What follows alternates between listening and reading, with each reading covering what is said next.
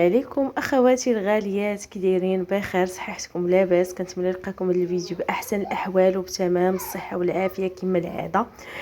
دائما في تحضيرات رمضان البنات، اكيد من الكوزينه. وقبل ما نبداو الفيديو ديالنا نصليو على نبينا. اللهم صل وسلم على سيدنا محمد وعلى اله وصحبه اجمعين على بركه الله. كما كتشوفوا بالنسبه لهنايا المجوره البنات، كنت ديجا قلت لكم بلي انه اليديدات ديالو صراحه تحيدهم ليا الياس كاملين، وعاد جا عندنا مول بي في سي وقدهم لينا، وغنوريكم طريقه باش تقادوهم وما ديروش الخطا اللي درت اكيد. فبالنسبه لهذا الشيء كامل كما كنشوفوا راه كيهزوهم دوك المجوره، صراحه نفعونو بزاف. بالنسبه للمجوره اهم واساسي في الكوزينه هو ديروهم الى كان امكن انهم ديروهم بثلاثه وثلاثه وجوج كبار البنات، احسن ما انكم ديروا البيبان عاديين. بالنسبه لهنايا البنات هادو احسن بالنسبه لليدين، الا ما كنتوش غديروا البي في سي كامل صحيح، لان الوسط ديالهم راه كيكون رقيق البنات. ما ديروش فيهم اليدين كما درنا حنايا، هذا هو الخطا اللي درنا. يستحسن انكم تشدوهم في البلاصه اللي قاصحه. وعاد بالنسبه لهنايا البنات موراهم ما ديروش الفلتاج اللي كيدور، ديروا هاد الخواتم وهكا غادي يتقادوا لكم على هاد البارتيه اللي كتكون رقيقه. المهم كمعلومه بالنسبه للناس اللي باغيين يديروا هاد النوع ديال البي في سي لكوزينتهم، صراحه زوينين، وفي نفس الوقت يعني عندهم حويجات اللي فعلا كنا ديجا ما عارفينهمش وبغيت نشاركهم معكم. هنايا البنات بالنسبه للاهم والاساسي بالنسبه لهاد الملصقات اللي درت في المجوره، نفعونو بزاف وبزاف وبزاف لانه مبيض من الداخل، وصراحه اي حاجه تقاست فيهم كتبقى، لذلك فهذا كيحافظ عليهم وبزاف، ودغيا كيساعدك باش نيطوييهم وتمسحهم عادي. كندير شويه ديال الخل وهاد السيرفيتا البيضه اللي كنت ديجا شاركت معكم راه كنمسح بها بالنسبه للمريوات، وكيشعلوا بالنقاوه البنات. بالنسبه لهنايا صراحه كنت بغيت نبدل شويه، ولكن لكون انه بالنسبه للمعالق وعاد بالنسبه للسباتول وداكشي كنبغي انه يقربوا ليا كاملين، صافي خليتهم في الاول. كنت ناويه انه في المجر الثاني ندير العاشق وكل شيء، ولكن كنشوف بلي انه ندير فيه شي حاجه اللي هي ما كنستعملهاش دائما بحال التوابل وكل شيء. وبالنسبه للمنظمات ان شاء الله فيما نمشي للصاغه باذن الله، وناويه انه ناخذ المنظمات ديال هذا المجر كامل نحيدو عليا، لان كل مره كندير حاجه ماشي بالضروره انه ندير كل شيء في دقه. وبالنسبه لهاد الحمرين وهذوك ديال الكونفيتور، عطيوني فكره. كانت عندي فكره قبل البنات بالنسبه لداك الملصق نديرهم عليه، وندير دوك ملصقات صغار الكحلين على الغلاقه ديالهم، وندير فيهم السميات. ولكن في اكادير ما عرفتش بالضبط اين بلاصه كيتباع هذا الشيء ديال المنظمات، يعني الملصقات ديال المنظمات.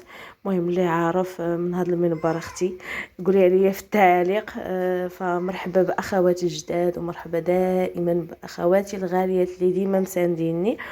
وما تنسونيش في اللايكات ديالكم الى وصلتوا حتى لهذا الحد ديال الفيديو، وتبارطاجيو اكيد. بالنسبه للبارطاج فكيساعدني، وفي نفس الوقت يعني كيتزادوا الناس الجداد وكنتحفز اكثر، خصوصا ملي كنلقى بزاف ديال لي لايك وبزاف ديال التعاليق. هنايا كما كتشوفوا فهكا نظمت المجوره ديالي. وقبل اي رمضان ضروري ما انه نظم المجوره، لان اساس ديك الحيويه والنشاط ديال الشهيوات وشحال من حاجه وفعلا بالنسبه لرمضان يعني كتكون هكا اشياء متنوعه. فالاساس ديالها هو الكوزينه نقيه، واي حاجه في بلاصتها كتهزيها منها وانتي هانيه ومرتاحه، لان في رمضان كتعرفوا بلي اهم حاجه هي الكوزينه. وبالنسبه لتخماد الكوزينه قلت لكم ديجا راه ما عنديش داك التخماد الكوزينه بقى فيه نهار ولا يومين ولا هذا، فكل نهار كنطرف حاجه. تينا البنات صراحه اتصلوا بيا عماماتي في اخر اللحظات، يلا درت جوج بيضات هما يتقوا الباب، لان كانوا تغداو عند عمتي الاخرى عاد جاو عندي.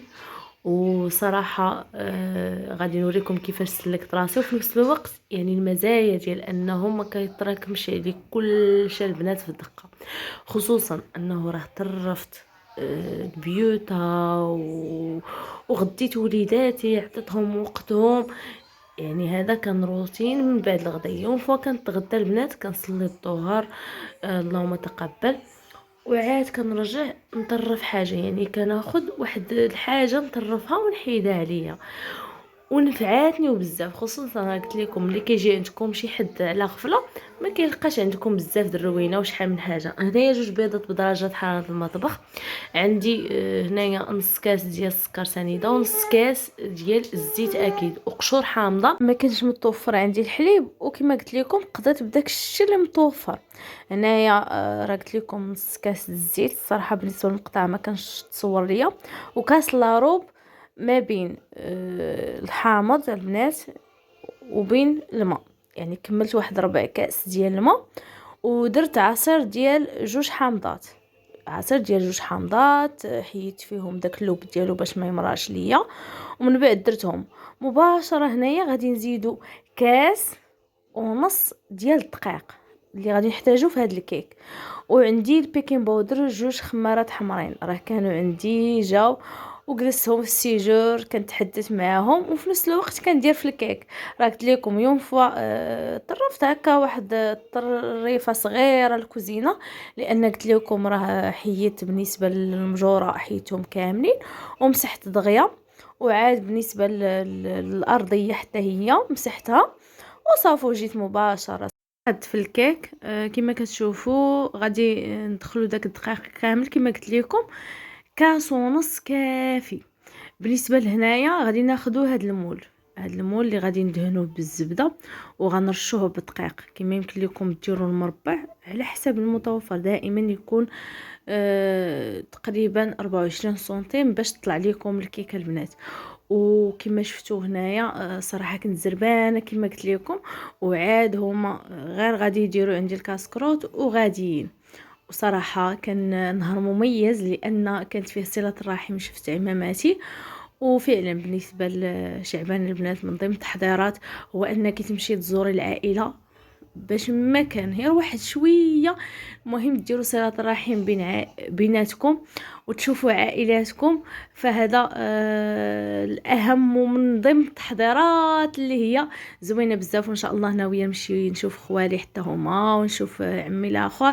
المهم ان شاء الله راه مدياكم معايا وفعلا بالنسبه لهذا العام هما التحضيرات. وصراحه هذا الشيء اللي قديت عليه بالنسبه للمصروف صراحه كل شيء غلا، كل شيء البنات كنت بغيت ندير البليغات شحال من حاجه، ولكن ماشي في المستطاع. يعني الواحد يدير على قد جيبو، ماشي بالضروره يدير اي حاجه تشافت. والحمد لله كما كنقول لكم دائما فكنشارك معكم الحياه البسيطه ديالي باي حاجه كما كانت، ماشي بالضروره انه نكلف على راسي. وفي نفس الوقت كنحاول ما امكن انه الوصفات اللي كاينين في اليوتيوب بزاف ديال المكونات باش يكون في المستطاع الاخوات كاملين صراحه كنحاول انه نديروهم معاكم باقل تكلفه وباقل مكونات. فهذا هو الكونسيبت ديال القناه ديالي بالكامل. والحمد لله كما كتشوفوا صراحه بالنسبه لامل البنات والعسل دائما كنقول لكم يوم فيجيبهم راجلي صراحه كنحيد فيهم واحد شويه للضياف الغفله ونفعونو بزاف. كما كتلاحظوا هنا خديت شويه ديال سلو، لان سلو اللي كنت موجده والشباكيه صراحه كانت في الفوق. داكشي علاش ما هبطهاش وصافي. اكتفيت هكا بشويه ديال الكرواسون. راه قلت لكم راه كانت واحد الضيافه اللي هي خفن زربان البنات وصراحه بالنسبه للكيك حشمني، لان كانوا زربانين تيقول لي راه غاديين غاديين غاديين. وكانت الوقيت العصر البنات غير صلاو وانا نحط الكاسكروط دغيا دغيا. وبالنسبه هنايا البنات كما كتشوفوا الكيك راه جروعه بزاف، غير هو ما خليتوش ياخذ الوقت الكافي ديال التبرد، وفي نفس الوقت يعني ما تديمولاش ليا مزيان وتلصق ليا واحد شويه. المهم من قلب الحدث، ماشي بالضروره انه نحيد معكم هذا المقطع. كما كانت الحاجه فكنشاركها معكم. صراحه قولوا لي واش بحالي نهار يجيوكم الضياف صراحه الكيكه كتحشمكم، واش كاينه ولا ما كايناش؟ قولها لي في التعليقات البنات. صافي هنايا درت شويه ديال دانون كان متوفر عندي، شويه ديال الكريمه كنت ديجا درت حليه. صراحه ما شاركتهاش معكم كما قلت لكم، بالنسبه لكل حاجه في وقتها وكل نهار بنهارو كما غنشارك معكم. ما كاين لا تحضيرات لا حتى حاجه، اللي كون انه ما عنديش المجمده البنات، وانا ماشي ضد الفكره ديال تجميد او لا التحضيرات الاوليه بحال ميني بيتزا او لا ميني كيش بطبيطات صغار. يعني هاد الحويجات راه غادي ينفعوا ربات البيوت وبزاف. اما بالنسبه للحشوات وداك الشيء وكنعاودها المره اللي كتكون غير جالسه في الدار، يعني ما عندهاش الخدمه حتى ل6 العشيه ولا هذا، فالوقت كافي بالنسبه ليها تديها في وليداتها وامورها الدينيه، وعاد بالنسبه للفطور. وماشي بالضروره انه نديرو اسراف، نديرو داكشي علاش قدينا وداكشي اللي متوفر عندنا. ودائما صراحه بالنسبه ليا انا في رمضان الاخوات اللي متابعيني كندير حاجه حلوه على يومين وحاجه مالحه لي سوب انواع ديال الحريرات. المهم بالنسبه لليوميات ان شاء الله راه غادي نشاركهم معكم باذن الله. والمهم في اخر لحظه سلكت راسي ودرت الكوتي ديالي اللي هو مميز وزوين صراحه في الدقائق الاخيره البنات. والكيكه راه جات واعره ومفشفشه وزوينه بزاف. صراحه ما بانش بزاف. وهنا كما كتشوفوا بالنسبه للسيجور راه يوم فاطر رفضو في الصباح، فكندير ليه هاد لي زور لكون انه عندي طريبيه البنات ديال عامين الياس. اي حاجه شادها لا شوكولات فرماج اي حاجه كيطلص ليا في السيجور. ومؤخرا درت هادو وبغيت ندير واحد الكاشه صغيره هكا، لان السيجور اللي كنقضيو فيه الوقت بزاف البنات.